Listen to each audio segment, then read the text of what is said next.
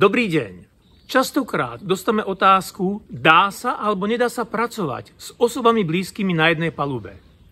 Niektorým firmám, skupinám to funguje veľmi dobre a profitujú z toho, a niektoré naopak sa na tom rozpadli tým, že zobrali kamarátov, bratov, sestry na palubu. A dám vám dva tipy, ako mám riadiť blízkych ľudí, alebo ako sa mám ja správať k niekomu, ku komu som blízky a on ma má viesť.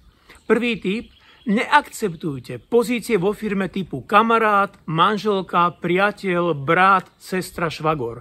Takéto pozície vo firme nie sú. Tam sú pozície typu technik, obchodník a tak ďalej. Čiže neťahajte súkromné posty do firmy. A druhý tip: ak máte voči sebe fungovať ako osoby blízke, nastavte si o niečo viacej presnejšie a dôslednejšie pravidlá, ako sú bežné zvykom. Ak napríklad majú byť auta čisté, tvoje auto bude prvé čisté. Ak máme dávať reporty, tvoj report bude ako prvý, pretože si môj syn a dcéra. Moja skúsenosť: ak toto dobre nastavíte, jasné, transparentné, výkonové vzťahy, tej firme to veľmi pomôže. A naopak, ak nebudete voči osobám blízkym transparentní, dôslední a jasní, spravidla firme môžete ublížiť. Držím palce.